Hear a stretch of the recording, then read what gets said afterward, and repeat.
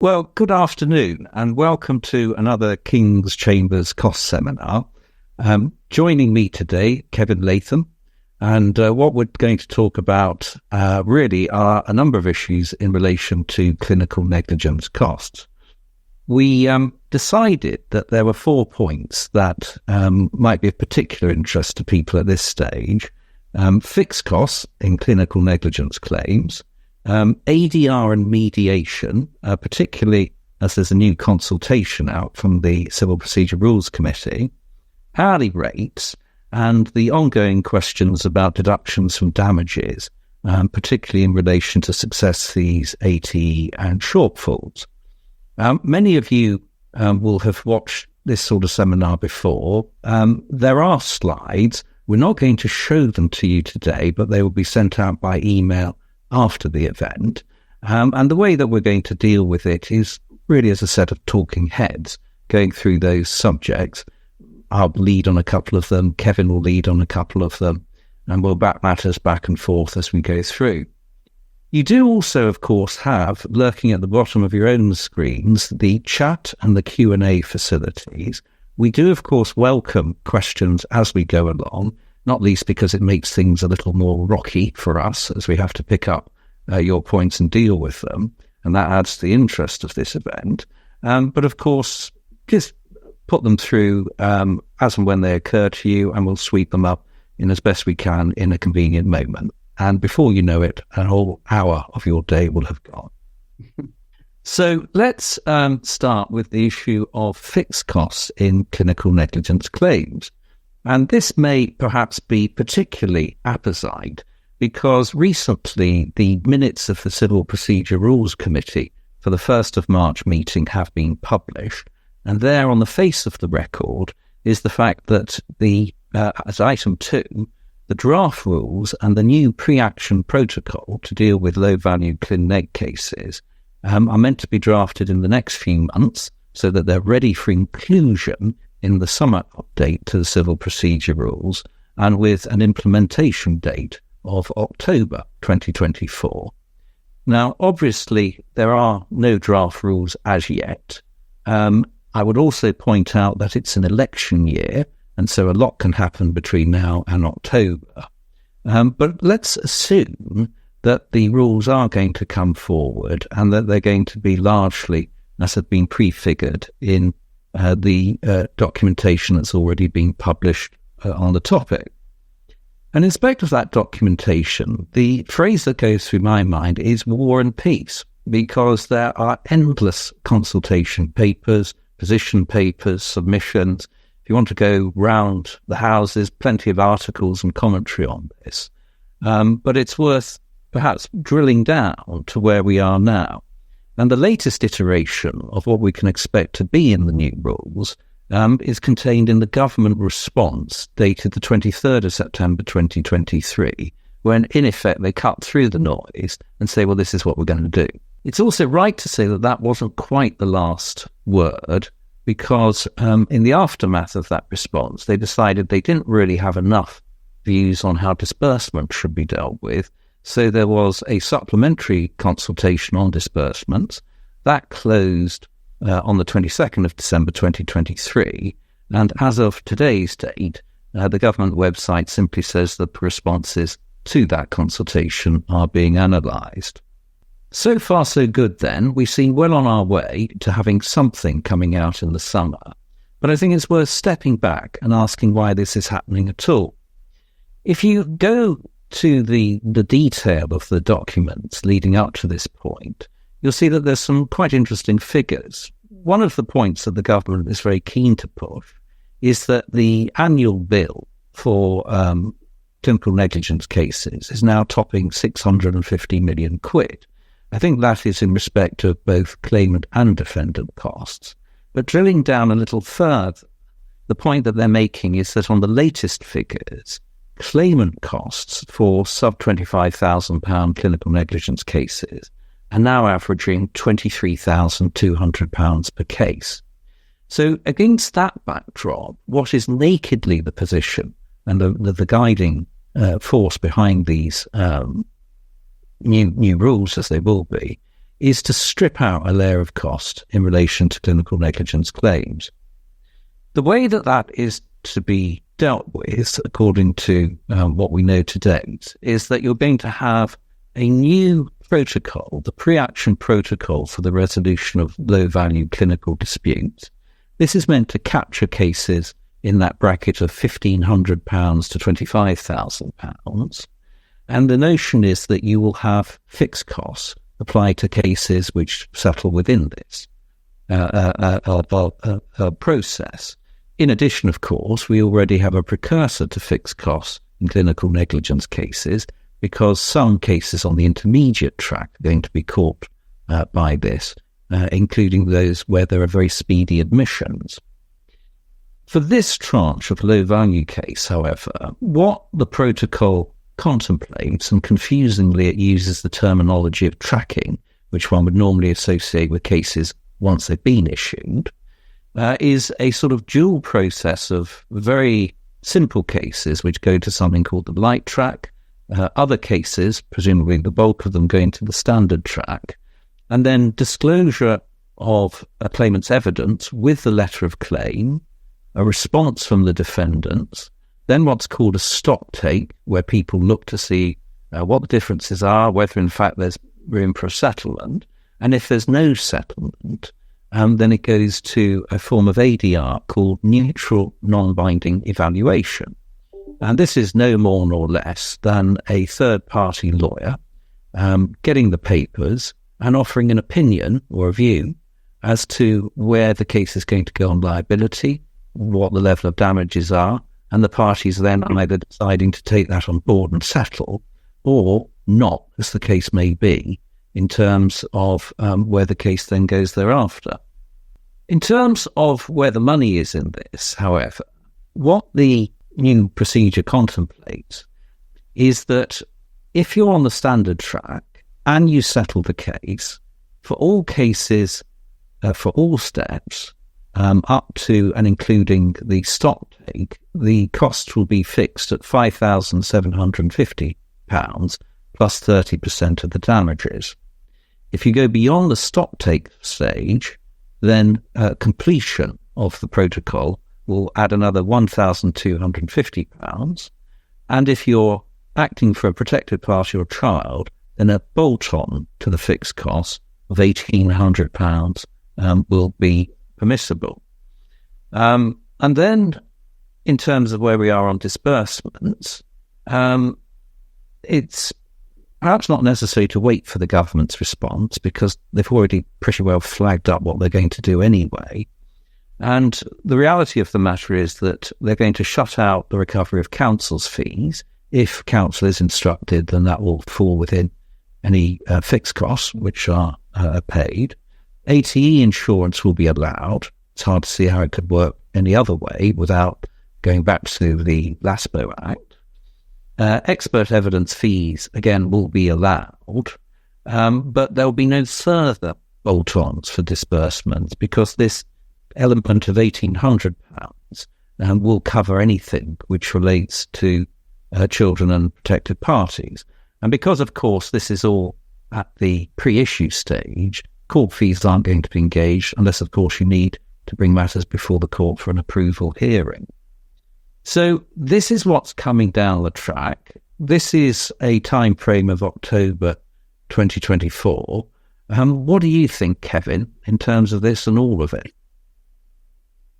Well, as ever, it's difficult to say too much without actually seeing the draft rules. But what's in the consultation is often a fairly good guide to what might be coming on the horizon. I think the key to this, like any of the fixed cost regimes that we've had visited upon us in the last 14 years or so, in fact longer than that, 20 years or so, is going to be where there is room to exit, where there is scope to exit or avoid the fixed cost regime. And there's already some interesting modifications that we can see, perhaps a narrowing of the scope for avoiding the fixed costs. One of them is that you'll all, by now, I'm sure, appreciate that under the intermediate track fixed costs that were introduced not all that long ago, there is an exception in that they don't apply where there's a protected party. And the fact that the new standard track, and I agree with you, Andrew, that the use of the word track is probably unhelpful and will give rise to some confusion. But the standard track, which anticipates all of this work up to and including the stock take, and then from stock take to conclusion of the low value CD protocol, is that there will be an additional bolt-on sum of money where a claimant is a protected party or a child. So we can already see there's been a narrowing of the potential scope for exit. And one wonders when we see the rules whether there'll be more narrowing of the scope for exit in this tranche of fixed cost rules. It's going to be interesting, isn't it? And one of the points which I don't think they've really grasped the net of is it's all very well fixing claimant solicitors' costs, but what do you do about experts' fees? Particularly when you consider that some of these cases, they're going to be a very significant part of the overall bill. And dare I say, probably a very significant part of the 22,300 quid figure that they've put forward in the reasoning for this. There have been attempts, of course, to fix experts' fees in the past. I remember back in the legal aid days, that they all seem to sort of tend to fall to nothing, because experts seem to have more ability than lawyers to say, well, I'm not doing it for that, in which case the initiative usually founders. But yeah, it'll be interesting because I think that the push against fixing expert fees has almost certainly been the fear of what might happen if you do, because I suspect there'll be lots of circumstances where experts simply say, oh, I'm not doing it for that, as you say. And then you'll have solicitors making applications to get more money for experts because none of the experts will do it for the fees that have been fixed. Perhaps it's slightly cynical, but one wonders if expert fees are not fixed, but they are controlled by way of assessment in the way that we see now other disbursements, including experts' fees, being assessed on the fixed cost regimes if no agreement can be reached between the parties. If there is a shortfall, it will be inevitably the solicitors who are required to make up that gap between what's recovered and what the experts demand. Or there'll have to be some fairly frank conversations with experts to say, well, we're not recovering any more than that. We need you to do it for something closer to what it is we're recovering. But those will be interesting conversations for another day. Yeah, absolutely. So we'll see how it unfolds. Let's move on to the second topic in our list, which is the drive to ADR and in particular mediation. Now, this is very much part of the flavour of the day, part of the zeitgeist. Many years ago, I remember trying to explain to one of my older and coarser colleagues in chambers the benefits of mediation and why it might be considered. And I remember him looking at me quizzically and saying, Hoagie, why would I want to mediate when I've got my opponent by the balls? And I thought, well, that is actually quite a fair question, quite a difficult question to answer. And indeed, I don't think I offered him an answer at that stage. But those days are probably long gone, given the current tidal wave of initiatives which are seeking to bring ADR and mediation centre stage. In terms of why ADR is taking priority now, I think that moving aside from any questions of touchy-feely nonsense or taking the litigation out of cases and therefore taking the heat, what is really driving this is that we have here a situation where we have a civil justice system which isn't too far from collapse. And one of the consequences is that those involved in administering it are looking for escape valves by which some of the heat that's building up can be dissipated safely. So ADR and mediation, in a very real sense, is the outsourcing of justice to private providers, a move towards the privatisation of justice in order to take pressure off the court system. Now, that seems to me to be the motive force at the moment. There are, of course, many other good reasons why you might want to consider ADR and mediation. And particularly a long time ago when I used to do discrimination claims, and you had a continuing relationship between a tortfeasor and a claimant, mediation could very often be a very useful way to bridge a gap. One could also say that there are other categories of case, such as boundary disputes, where people have to still live together along the fence line, again, might be apt for mediation and ADR. But what we're seeing now is, in effect, the bull being taken by the horns, and the case last year of Churchill and Merthyr Tydfil County Borough Council, which effectively declared what I think a lot of people have thought anyway, that the courts do have power to impose mandatory ADR. Having said that, they plainly don't have power to dictate the content of that ADR. And in particular, the question is, what do you do when someone turns up at a joint settlement meeting or mediation determined not to make any offers? And perhaps they may be there for quite extraneous reasons, a fact-finding, fishing, or other information-gathering exercise, rather than seeking to bring a conclusion to the case. But on the basis that ADR can be ordered, things are now moving at something of a rush. We are now in the position that generally for small claims, there is going to be compulsory mediation, so that all claims issued after the 22nd of May, which would fall within the small claims track, subject to a couple of exceptions, are going to be subject to this compulsory mediation scheme, where a mediator will contact the parties and attempt to broker a dispute. And if you want to see the detail of this, can I commend to you Practice Direction 51ZE? We are perhaps starting to run out of letters in terms of practice directions, but that by the by, which sets out the detail of this. But what is interesting to my mind is that that scheme does not apply to whatever personal injury claims are in the small claims track, or to road traffic accident claims generally. And so instantly, one says, well, this may sort out the sort of mom-and-pop style dispute between a consumer and the plumber who's done them wrong. It does nothing to address the majority of the cases that are clogging the district judge's list, which are road traffic claims or personal injury claims more generally. So that may be extended to cover that category of case, but at the moment this is still very much the first stage of making mediation compulsory. What is absolutely hot off the press is a consultation from the Civil Procedure Rules Committee, where it's only 2 pages of consultation, coupled with 7 pages of proposed rule amendments upon which your views are sought.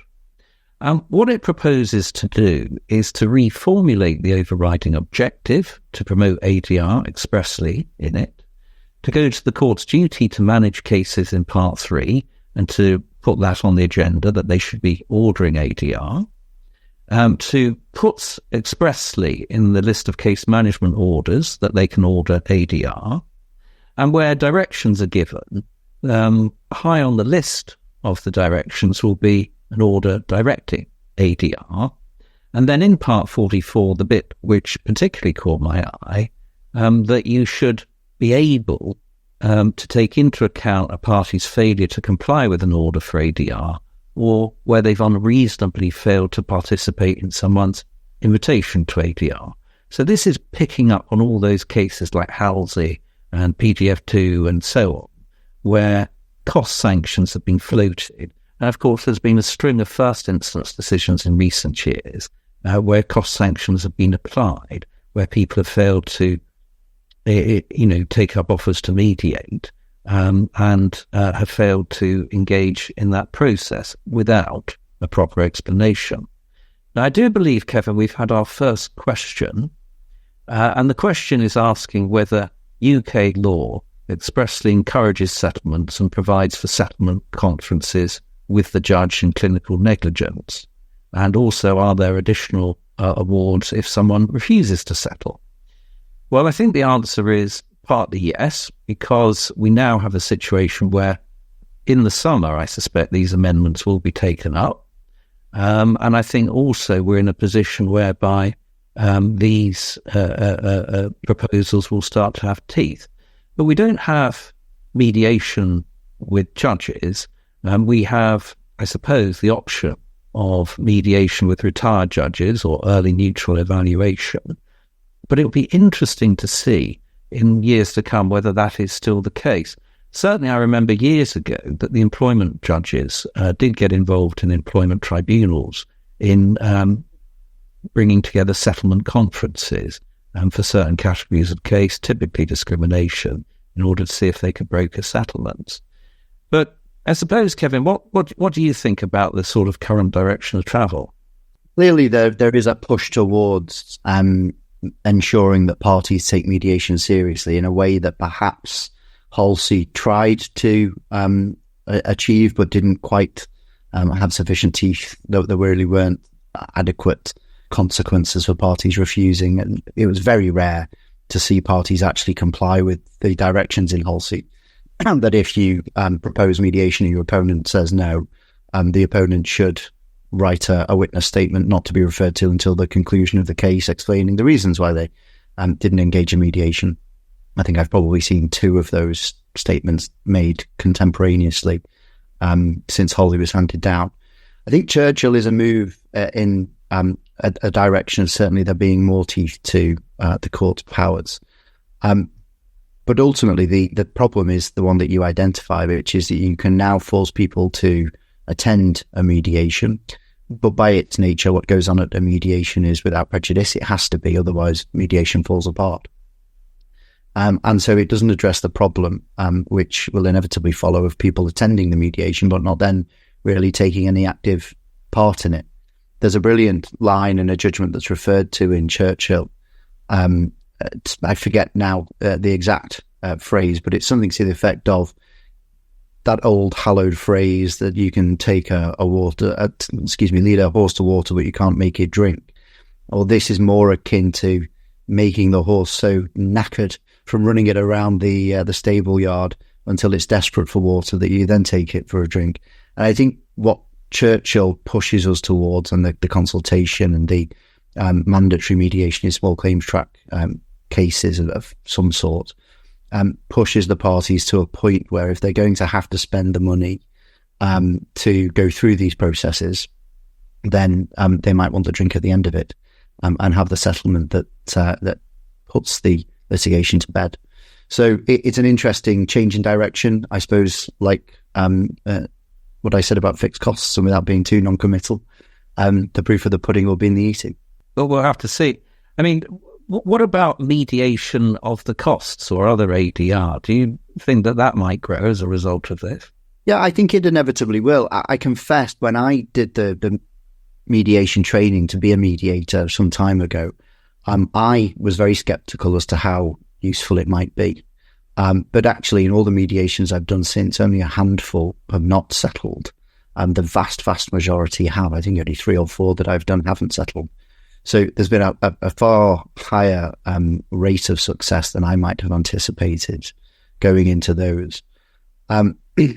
Having said that, I have been involved in some mediations where parties attended said, I've got a train booked at this time. I'm not increasing on the offer that I've already made, and the other side can do what they want. They can accept it or not, but that's where we are. I think that's rare. I think that is rare as an approach. The question becomes what the penalty will be. And costs of the costs as a penalty has its own disadvantages. So I suppose time will tell. Yeah. I mean, it'll be interesting because one of the points that fascinates me is the difference between, the so-called facilitative mediation and then the evaluative mediation. And do you detect that parties have a preference for one or the other styles? I think generally the facilitative mediation is by far the more preferred approach. When I do mediations, I always set out at the beginning that I'll start with facilitative mediation, but if either party wants me to switch into an evaluative mediation at any point, then we can do that. And we talk about the different types, giving a figure without giving any explanation, perhaps giving a view to the parties on a certain element of the bill or the bill as a whole with reasons. But it's actually very rare that parties want you to give both parties an answer. In my experience, I think generally speaking, in costs, you have two professionals on either side who are well capable of valuing their own position. And really, the mediation is used for what it should be used, which is to explore the other party's strengths and weaknesses, whether they appreciate their own strengths and weaknesses, and then making your offers accordingly. And perhaps that's why more settle in an evaluative stage, in a facilitative stage rather than evaluative. Yeah. And we'll have to see whether those early neutral evaluation comes in as well, which potentially offers another layer on top. Yeah, I mean, I did do a mediation once where the parties at the end of the day were pretty close but weren't quite there. And they asked me to go away and spend half an hour with the papers that they both gave to me. The papers that they gave to me were not to be shown to the other party. So I had the advantage of seeing both parties' sides of papers. And then they asked me to just give a figure without any explanation. And I did that, and they were both content with it. They accepted it and they settled. Yeah. So there's definitely scope for that sort of approach in certain cases, in the right case. Yeah, good. Well, we're probably going to leave this point by saying to everybody watching, as well as your litigating skills and your negotiation skills, you now have a third set of skills that you're probably going to have to be on top of, because there's going to be no way of avoiding this. It's going to be being decanted into an ADR situation and then having to do the best that you can with it, which may actually result in cracking the case. But we'll see whether this takes off, and we'll see whether it's successful. I have to say, I've heard some very sceptical views about the quality of the small claims mediation service, but it hasn't actually started yet in terms of its compulsion. So we'll see. So we're about halfway through, Kevin. So shall we move on to hourly rates? Yes, and I'll pick up the mantle here. So I'm just going to spend a little while looking at what's happened in the last couple of years since what I've been repeatedly referring to as the 2022 cases, because in fairly quick succession in 2022 we had two decisions. There was Samsung Electronics against LG Display Company Limited and Athena Capital against Secretariat of State of the Holy See, both in the Court of Appeal, both concerning hourly rates in commercial matters, but both taking exactly the same line, which was that in order to secure hourly rates above the guideline hourly rates, the receiving party needs to give a clear and compelling justification for justifying rates in excess of those guidelines. Now, to a large extent, that created something of a tension with the foreword to the 2021 guideline hourly rates, which was given by Master of the Rolls, Lord Justice Voss. And he said in the foreword these words: "I emphasise that the guide is, as it has always been, no more than a guide and a starting point for judges carrying out summary assessment. This guide is no different to its predecessors in that it continues to offer assistance to judges. In every case, a proper exercise of judicial discretion has still to be made after arguments on the issues has been heard." The rest of the guide went on to deal with the same sorts of things that the 2010 guide had. So referring to the guideline hourly rates as broad approximations, referring to the fact that they were the starting point for summary assessment, but that they may also be a helpful starting point in detailed assessment. And interestingly, expressly providing that in substantial and complex litigation, an hourly rate in excess of the guideline hourly rate may be appropriate for grades A, B, and C. And generally speaking, I think it's fair to say that grade D is not forgotten when it comes to the idea or the concept of an enhancement, but certainly enhancement for grade D fairness tends to be much more modest, reflecting the nature of the work that they undertake compared to the drivers of litigation, who are often grade A and B and sometimes grade C fee earners. So that tension existed between what was said in the guide, that these are just starting points, that they are broad approximations only, that for detailed assessment, they might be a helpful starting point, but really they are for summary assessment. And the 2022 cases where the Court of Appeal saying, if you want anything more than guideline rates, you're going to have to give a clear and compelling justification. What's happened in the years after, I think, is a softening of the approach that was taken by the Court of Appeal and much more in line with the guide as it was set out in 2021. There are two cases that have achieved that. The first is a High Court decision of Mr. Justice Chowdhury in Harlow District Council against Power Rapid Limited. This was an appeal from a preliminary preliminary issues hearing given by Master Leonard, Cost Judge Leonard. It was a claim which arose from the defendant successfully resisting a compulsory purchase order. And Master Leonard allowed grade A hourly rates of £525 an hour for a non-city centre London firm. Paragraph 88, and this is all in the notes that we'll send out in the next few days, so nobody needs to take too careful a note. But paragraph 88 is really the crucial paragraph in the judgment. And what Mr. Justice Chowdhury, who was sitting with Cost Judge Rowley as an assessor, said is that it's important to acknowledge and recognise that a detailed assessment is not conducting a summary assessment. It's not required to take the same approach to the SECO guide or the guide on hourly rates as he might have done had he been conducting a summary assessment. And importantly, that it was open to the judge to conclude that the guideline hourly rates were not particularly useful even as a starting point in the case before him, because of the complexity of the claim, the nature and circumstances of it. One of the things that Mr. Justice Chowdhury expressly took into account is the fact that although the firm was based in London 2 as a location, London 2 being anything other than London 1, so not very heavy commercial or corporate work, encompasses a broad spectrum of cases, from the most straightforward and simple of litigation to work that is highly specialised and is very difficult.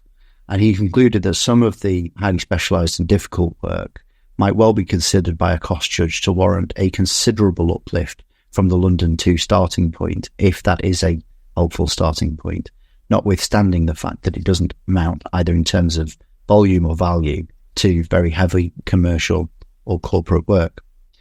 And ultimately concluded that the guideline hourly rates don't dictate that London 1 rates are reserved exclusively for very heavy commercial or corporate work, but that a judge upon detailed assessment was perfectly entitled to conclude that a case which was not massively heavyweight litigation, which is the phrase that Master Leonard had used to describe the work, if the litigation was not routine, was very specific sort of work and was quite difficult and specialised, then he was perfectly entitled to take all of that into account in concluding that the appropriate hourly rate was a figure which in fact exceeded the London 1 rates, despite the fact that this wasn't London 1 work. So that's a very helpful or interesting decision about, on detailed assessment, just how much use the SECO guideline hourly rates are, and really points towards them being no more than a starting point. And that mantle has been picked up in 2023 again by, it perhaps won't surprise you given that he was sitting as the assessor in Harlow, by Cost Judge Rowley in various claimants against newsgroup newspapers. This is the phone hacking litigation, which is now nearing its end. I think it's nearly all wrapped up now. So what Cost Judge Rowley specifically said in relation to the Athena case, which Lord Justice Males had gave this view that there needed to be a clear and compelling justification for a figure exceeding the guidelines, is that he said, well, the guideline rates are a useful starting point in detailed assessment, but he didn't consider that the guidance given by Lord Justice Males for exceeding guideline hourly rates had any great force in this particular situation where this was a detailed assessment, where the case was particularly complicated, and where a figure exceeding the guideline hourly rates could be easily justified. So drawing an important and immediate distinction between the summary assessment and the detailed assessment, and not giving undue weight to the guideline hourly rates so far as detailed assessment concerned. He specifically said the guideline hourly rates are provided predominantly to assist judges who do not specialise in cost cases to deal with summary assessments of cost when faced with the successful party's summary assessment schedule, but that the relevance of the guideline hourly rates as a starting point in detailed assessment is no more than a reflection of the scarcity of any other starting point. So the fact that we don't have expensive time calculations or other potential starting points. So The fact that it is a starting point by the nature of the terminology itself suggests it's rarely the finishing point.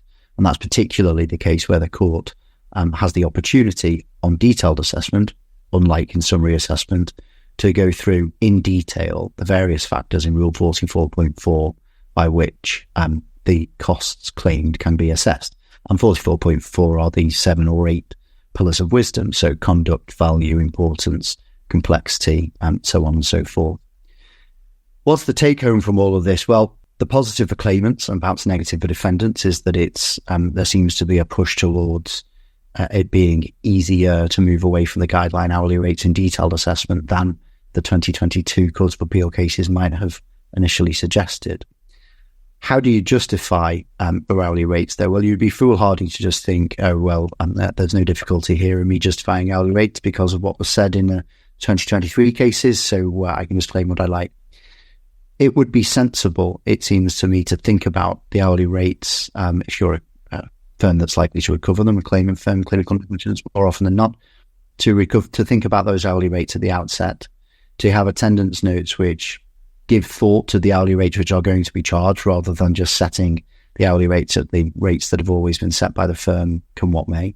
But also to justify those hourly rates either in an attendance note or in retainer correspondence at the outset, setting out this is what we consider to be the value of the claim, the value band, the importance of the matter, the complexity. These are the issues we think are going to require particular skill, effort, specialised knowledge, responsibility, etc. Because contemporaneous documents are far more likely to be persuasive at the end of the litigation when convincing a cost judge on hourly rates than an ex post facto justification. Of course, there will be things that can't be addressed in a retainer letter, like, for example, conduct. But to the extent that they can be, they should be. If you're the likely paying party looking at hourly rates, well, the 23 cases probably reflect not too much of a blow, because I think it's probably fair to say that detailed assessment judges have rarely been persuaded that the guidelines are the guidelines and they shouldn't be moved from unless there's a particularly compelling explanation. Those two authorities, or two judgments, one of which is authoritative, the other is persuasive, provide very useful, fertile ground if you consider them in full for submissions on the hourly rates. Andrew, do you have any thoughts on the direction of travel on guideline hourly rates and hourly rates generally? Yeah, well, I think we've sort of been round the houses in the last couple of years, because I always thought that the Samsung decision was a bit of a paper tiger. And the reason for that was when I got the decision, I got my calculator out and found that despite all the fire and brimstone from the Court of Appeal, they'd actually awarded 67% of the schedule as claimed. So more or less bang in the middle of the Goldilocks zone for a case of that nature. I think also it's interesting to consider where you're litigating in the country, because if you're in the SCCO, I think that the majority of the judges there take on board the guideline hourly rates as being very much guidance, very much something that they'll look at as a starting point or a cross-check. But in reality, they're moving straight to Part 44 to consider the metrics of an individual case and to see what that takes them. And I think also, building on from that, they're very much aware that what they're meant to be doing is allowing market rates, or a reasonable approximation of market rates, I should say, rather than seeking to exercise some disciplinary element of control. Having said that, I find that when you get further away from the SCCO out into the regions, that the guideline hourly rates tend to take on more of a significance. And it may be that this is just part and parcel of the fact that London is used to bigger numbers than parts which are farther removed from London. But the paying parties, I think, have more of a chance of decreasing hourly rates when they're away from London than they have within it, which is a point to bear in mind.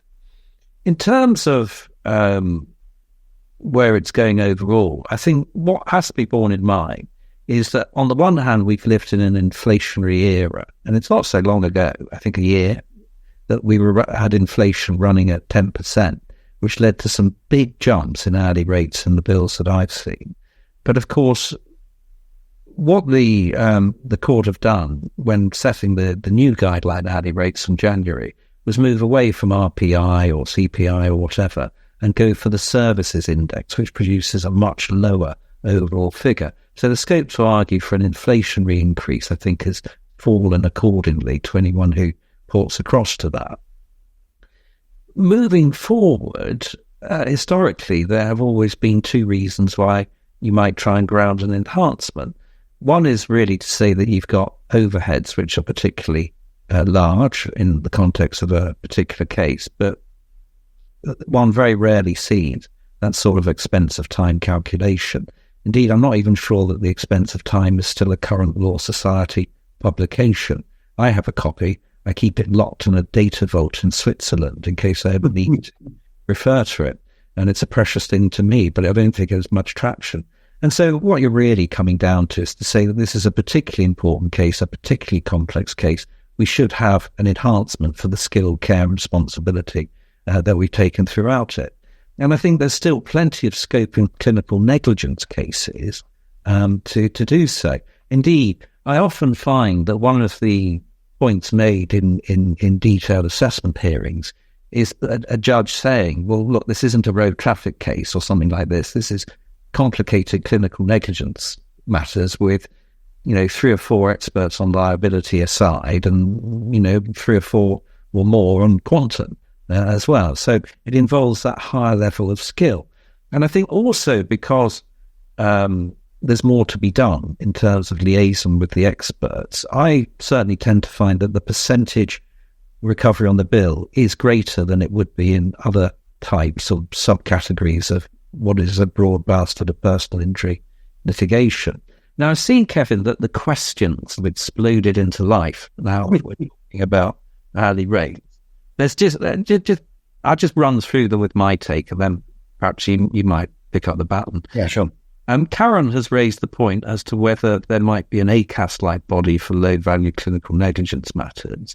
I don't think there'll be a body, but early neutral evaluation effectively will be a panel, if you like, of third-party lawyers who'll be conducting these evaluations. They'll be producing pretty much the same effect. ACAS, I think, were more facilitative than evaluative. But you do have this third party brought in to effectively cut the Gordian knot. Hourly rates happens much earlier than detailed assessments and causes difficulties for claimants. I suppose the answer to that, or the point I would make, is it depends upon the balance of budgeted costs set against incurred costs pre-budget in your bill. If your case is largely budgeted, then you're not really too fussed about the hourly rates. If for whatever reasons there's no budget, or the budget comes in a long time down, then obviously hourly rates have a much weightier effect in terms of the multiplier. And then another question, which is the aspect of remote working. Well, that's been addressed specifically by the latest comments of the Master of the Rolls and the Working Party. Too difficult for now. We'll kick it down the road and see what matters are like in the root and branch review of how hourly rates are structured going forward. But I think, there's already been comments by some who I think include cost judge Rowley that solicitors have always done some work from home. What does it matter if they're working from their shed as opposed to their offices, if in fact the hourly rate is otherwise reasonable? So, remote working on the one hand could depress hourly rates if it led to measurable falls in overheads. On the other hand, it might not have too much effect at all when one considers cases in the round. But in any event, we won't get a definitive answer on that for a few years, I think. Yeah, I think that the lack of evidence is the crucial point. And whilst I hear what's said that we'll kick it down the road and see if there's something more on that in the future, it seems very difficult to me to think that we might ever be in a position where that evidence is available, because I don't see firms of solicitors readily handing over details of how many of their staff work from home, how many days a week during the course of the year. So I doubt very much that evidence, although it's probably out there somewhere, is ever going to be before the people who decide hourly rates. What's perhaps a more interesting aspect to this, which was raised with me by somebody a little while ago, is not necessarily the prospect of solicitors working from home a handful of days a week, but otherwise based in an office in a city centre, perhaps a national one area or something like that. But rather the idea of people who are based remote all of the time, perhaps based somewhere in a band 2 or band 3 location, perhaps in an office in a band 2 or band 3 location, but the firm's letterhead and notional offices and postbox in central London. That starts to border on the disingenuous. And so there is undoubtedly some scope, because one can quite understand why firms might not want to have expensive office overheads in city centres. That perhaps poses a different question, but another one for another day. For now, I don't see that the prospect of people working from home or working remotely from a head office, for example, in some subsidiary office, however it's described in the future, is likely to depress hourly rates to any significant extent. So far as the budgeting point is concerned, it's a very good one. It's a very interesting one. And I think it probably ties into what you said about location. I think it's fair to say that in the SCCO, the cost judges are more inclined to use the guideline rates as only a starting point, and will readily move from them, and in the right case, move from them quite significantly. The further you get from London and the assessment of costs in the provinces, generally speaking, at detailed assessment stage at the end of the litigation, is dealt with by regional cost judges, who are, again, more likely to move, and perhaps reflecting the fact that cases which are not subject to detailed assessment tend to be the lower value cases, tend to be dealt with by non-specialist judges, who are perhaps more likely to be having their days filled in summary assessments, where the guideline hourly rate should be of slightly more relevance. But it's interesting in budgeting because all judges outside of the Royal Courts of Justice will have their hand tried at budgeting at some point or another. And the problem, I think, with cost budgeting is, although hourly rates inevitably form part of the judge's working, we don't get to see the judges working at the budgeting stage. And so we're never quite sure whether the judge has anchored themselves to a guideline hourly rate or has been more generous or otherwise. So I can quite see that that's a difficulty. What the solution is, I'm not quite so sure about. No. I mean, I remember going back a long time ago to the first set of hourly rates which were ever produced. And the then regional cost judge in Norfolk didn't want to provide a grade A rate because he took the view that if you were living on the Norfolk coast, that was compensation enough. And he wanted to keep rates fairly modest. But those days are perhaps long gone, and perhaps just as well that they're long gone. But raises a point to say, well, if the rate lever goes up, does the time lever go down?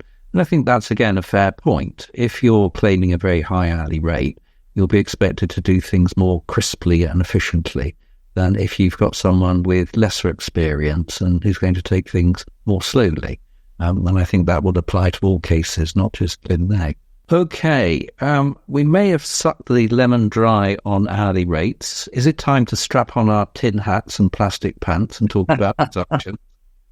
Yes. For those of you who are more often on the defendant side of things than the claimant, this part of the seminar is perhaps less useful to you, but hopefully still of interest. I could do a 4-hour seminar on deductions from damages, because it is fertile ground for discussion, certainly, and perhaps more significant advice and things to think about. But I wanted to just give a very brief overview for those of you who are perhaps coming to this as a relatively new feature of how the courts are dealing generally with deductions from damages in clinical negligence claims. So the first thing to bear in mind is that there are 3 elements to protected party assessments as they become known. So first of all, there is the approval of the inter-party settlement on costs, which of course is necessary in the same way that damages need to be approved. The second element is the assessment of the solicitor-owned client costs. So more often than not, there are 2 or 3 elements to these, or one or more of these 3. There is the shortfall in the recovery of costs. That is the shortfall between the costs which are incurred and the costs which are recovered on an inter partes basis. There is assessment of the success fee, and there is assessment, to the extent assessment is the right word, of the ATE premium. And the third, and perhaps the most overlooked element to the protected party assessment, is that once those solicitor and client costs have been assessed, in other words, that is the liability that the litigation friend, more often than not, has to the solicitors, the court then has to apply its mind to the test under Rule 2112 CPR, and make a certification as to whether all or some of that ought to be deducted from the protected party's damages. I'll use the term protected party throughout this, but it applies equally to claimants, to child claimants. So the first thing to consider if you are going to make an application for a deduction from damages is the evidence that you need.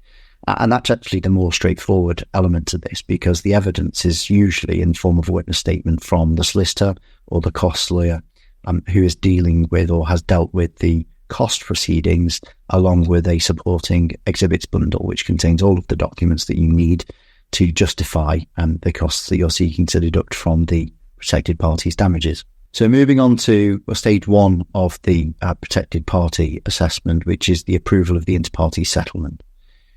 Much like the damages, though albeit with a slightly different element, the court is concerned with making sure that the deal which has been done with the other side is a fair one.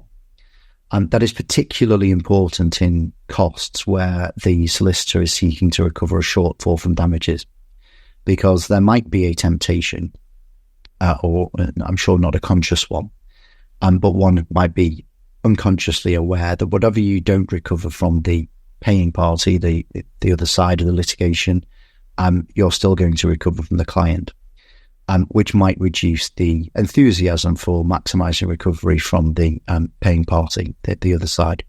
So the court, the first step of any protected party approval is making sure that the provisional agreement that's been reached with the opponent is a fair one, and to make sure that it has been maximised. Take some care to justify in the witness statement that supports this application all-inclusive settlements. So more often than not, costs deals which are done, particularly at an early stage, if they're done before points of dispute or replies are drawn, are all-inclusive to include the cost of the detailed assessment and any entitlement to interest. So make sure, if that's the approach that's taken, that that's explained to the judge how much of the all-inclusive settlement has been attributed to interest, how much is attributed to the cost of the detailed assessment, and how much has been attributed to the costs that were in the bill of costs that were served on the other side. And inevitably there will be a reduction from the sum claimed. Give reasons for that reduction. Explain to the court what concerns you had about recovery of these costs on an inter-parties detailed assessment, whether you think the hourly rates were higher than were going to be allowed on detailed assessment, or whether there are any other reasons why you took the view that these costs would not be recovered. But of course, this is a double-edged sword, because if you go into bat there and explain to the court, well, we've got no chance of recovering all this time, we spent ages talking to each other in interference discussions, and we'd never recover that on an inter-parties detailed assessment. Then when it comes to the next stage, which is the assessment of the shortfall, it will be very difficult indeed to justify recovery of your shortfall. And really on the shortfall point, my shining point, the one that I would want anybody to take away from today, is that it's very rare that you will be able to recover all of your shortfall, that you'll be able to justify recovery of all of the shortfall from your client. So if you can't do that, and there may be very rare occasions when you can do that, but if you can't justify it, you're better not to try justifying it and suffer the wrath of a frustrated judge who thinks you're trying to eke every penny out of this poor protected party or child and recover more money from their damages. So take a realistic view. If a proportion, however big or small, of the shortfall is not likely to be recovered, even on a solicitor and client assessment, then take a view yourself before the judge has to take it away from you, and only contend for an amount which is reasonable for the protected party or child to pay. One particular area to keep an eye out for is exceeding the cost budget. You might have had really good arguments in the bill narrative as to why you exceeded the budget and why the defendant behaved outrageously and they should be paying more than the budgeted sum under the test under Rule CPR 3.18. But if you ultimately make concessions in the sum that you've accepted into parties, it's very rare that a judge will allow you to recover shortfall from the client, where the only reason for that shortfall is because you exceeded the budget. So if there is a good explanation, and if you think perhaps you've recovered some of that shortfall from the other side, then you can explain that in the witness statement. But take a realistic view. If the reality is you exceeded the budget, you haven't recovered anything more from the paying party, the reason for that is there was no chance of recovering something under the 318 test, and then don't try and say that the protected party ought to pay for that, unless there's a good reason why they should. If, for example, the reason you exceeded the budget is because the litigation friend was on the phone every 5 minutes, then you might want to think about where those costs come from. But it may well be the judge is unimpressed that those costs should be paid by the protected party. The last point is hourly rates. And of course, hourly rates are often reduced on an inter-parties assessment, but think carefully about how you might justify those rates as recoverable on a solicitor and client basis, particularly regard to Rule 46.93 and the fact that judges are quite happy to accept or find that hourly rates which are in the retainer are unusually high, and were unlikely ever to be recovered from the paying party on the opponent's litigation. If that's the case, and you haven't advised the client that that's the case right at the beginning, such that they've given informed consent to those hourly rates, then you're likely to find yourself in some difficulty. The next element of the solicitor and client assessment is the assessment of the success fee. Fairly straightforward. I'm sure everybody's used to justifying success fees under the old regime, pre-2013. Make sure there's a contemporaneous risk assessment or some other form of attendance note which assesses the risk. If for any reason the success fee is not set by reference to case-specific risk, make sure that that's explained. So I know that there are some firms who take the view that success fee in clinical negligence cases needs to be X% in every case because they take that view over the body of cases that they take on. That was discussed in Herbert and HH law. It seems to me there's no conceptual difficulty with that as long as the client understands that and agrees to it. You might find in this type of solicitor and client assessment where the protected party is paying the costs out of their damages, the judges might be a little more difficult to persuade. So if you can have a case-specific risk assessment which justifies the success fee, then that's going to put you in the strongest possible position. The last point is ensure that the calculation of the Jackson cap, the 25% of general damages and past losses, is supported by often counsel's advice on settlement. So make sure that counsel's advice, first of all, does say what in the settlement figure was assumed to be general damages and what was assumed to be past losses, what's provided for future losses. And secondly, make sure that your success fee doesn't exceed the cap. And obviously, if it does, make sure you're only contending for the capped figure. The last point is ATE premiums. Herbert and HH law arguably puts ATE premiums outside the scope of a solicitor and client assessment. But that final point I made at the outset of this is that the court's concerned with what it should reasonably allow the litigation friend to recover from the damages to satisfy their liability to the solicitors for costs. So the court must still certify that figure, that ATE premium, as reasonably to be deducted from the damages. So it needs to be justified. And no doubt you'll be well experienced by now in 2024, having had 11 years of this, of justifying the ATE premiums that you have advised your client to take out. But those are the points for deductions of damages. There is a lot more to that. No doubt you'll all seek independent advice if you are going down that road. Andrew, any views on the deductions from damages points? I think that's really fair, Kevin. And I think there are just 4 points that I would add. I think in terms of ranking, the ATE is usually the easiest to justify because it is what it is. In terms of the success fee, often even a very high success fee is cut out by the Jackson cap, so that once you recalculate it, it can be as low as 10% in some cases. And the real problem is, of course, the shortfall. And here you can have some very fruity discussions between the solicitor who did the case and the solicitor or cost lawyer who has to try and get the costs back. Because the solicitor who lived the case, sweated the case, worked the case, worried about the case will be able to say, but I did all the work. How can it possibly be subject to discount? And that is a tough conversation sometimes to have, but it's very necessary. And the very final point I would say is that oddly here it seems to be reversed.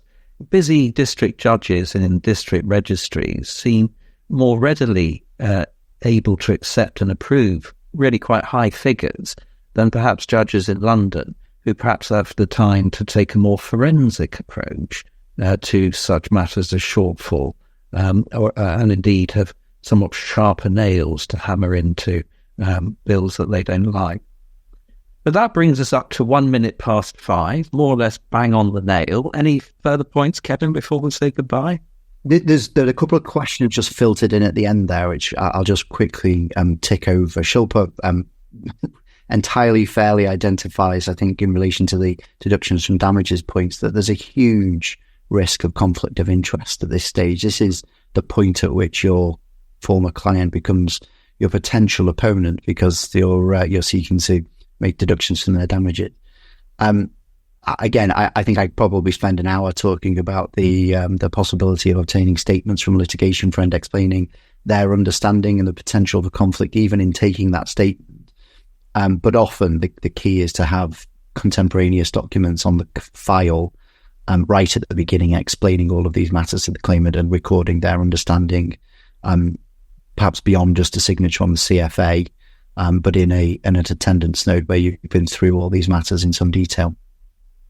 Maria raises 2 further questions, one about the remote issue coming up during COVID. I think it is certainly COVID got that ball running with people working from home far more than they ever did. And secondly, she asks, how does this work when the defendant has a counterclaim against a claimant? Does it depend on, or is it affected by, who won, how much, and against whom? Relatedly, how are cost awards affected if a matter is disposed of before trial via dismissal or summary judgment? I confess I didn't see when that question came in. So Maria, if you want to let me know what that was in relation to, I'm more than happy to answer that. In fact, given the time, 2 minutes past 5, I'm sure everybody's ready to turn off their computer and go home for dinner. Feel free to send me an email. I'll try and answer that for you then. Thanks very much, everybody. Thanks for attending. I'm pleased to say we topped out of 514 attendees earlier on. I can see people are having to leave now, so I'll wrap up there and say thank you very much. Thanks, Andrew. Thank you, Kevin, and thank you, everybody, for attending. There will, of course, be another one of these in a month or two's time. But otherwise, good night.